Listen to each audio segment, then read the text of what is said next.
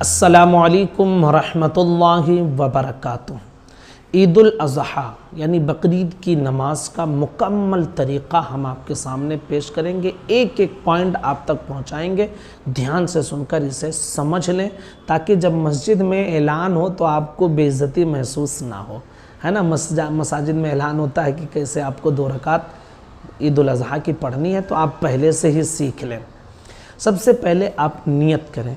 नियत की मैंने 2 रकात नमाज वाजिब ईद उल अज़हा की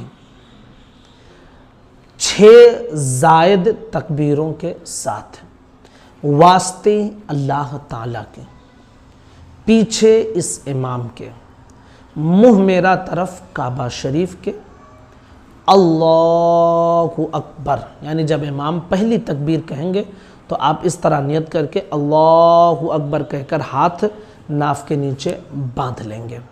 और क्या पढ़ेंगे आप? सबसे पहले आप सना पढ़ेंगे, ठीक है।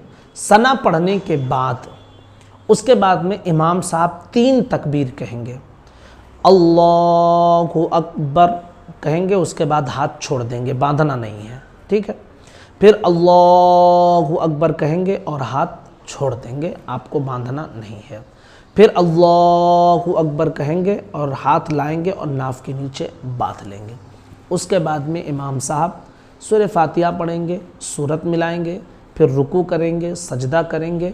फिर उसके बाद दूसरी रकात के लिए जब खड़े होंगे तो इमाम साहब सबसे पहले सूरह फातिहा पढ़ेंगे और उसके बाद कोई सूरत मिलाएंगे। फिर उसके बाद 3 तकबीर कही जाएगी, है ना। तो जब इमाम साहब सूरह फातिहा और सूरत मिला लें तो उसके बाद अल्लाहु अकबर कहेंगे, तो आप भी अल्लाहु अकबर कहकर हाथ कान तक लाएं और उसके बाद छोड़ दें, बांधे नहीं। फिर अल्लाहु अकबर कहकर हाथ कानों तक लाएं और हाथ छोड़ दें।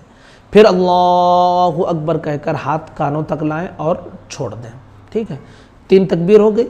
अब उसके बाद अल्लाहु अकबर इमाम साहब कहेंगे और रुकू में चले जाएंगे। आप भी अल्लाहु अकबर कहकर रुकू में चले जाएं, फिर रुकू सजदा करें और उसके बाद अत्तहियात, दुरूद इब्राहिम, दुआ मासूरा पढ़कर सलाम फेर देंगे। तो ये नमाज ईद उल अज़हा का मुकम्मल तरीक़ा आप तक मैंने पहुंचाया है। नियत दरअसल दिल के इरादे का नाम है। जो मैंने नियत का तरीक़ा बताया है, अगर आप इसको ज़बान से नहीं कह सकते हैं तो आप दिल में ये इरादा कर लें कि ईद उल अज़हा की 2 रकात वाजिब नमाज अदा कर रहा हूँ, जिसमें ज़ायद 6 तकबीरें हैं, पीछे इस इमाम के, मुँह मेरा तरफ काबा शरीफ के, अल्लाहु अकबर। दिल में आप इरादा कर लें तो बस ये काफ़ी है। ज़बान से कह लेना अच्छा है। अगर कोई शख्स और आसानी चाहता है तो वो इस तरह भी कह सकता है नियत में कि जो नमाज इमाम की वो नमाज मेरी, तो इंशाअल्लाह ये नियत भी उसके लिए काफ़ी होगी। तो उम्मीद करता हूँ कि समझ में आ गया होगा कि ईद उल अज़हा की नमाज आपको कैसे पढ़नी है। गुजारिश है अपने तमाम दोस्तों तक ज़रूर इस क्लिप को पहुँचाएँ, चैनल को भी सब्सक्राइब कर लें। अस्सलामु अलैकुम व रहमतुल्लाहि व बरकातुहू।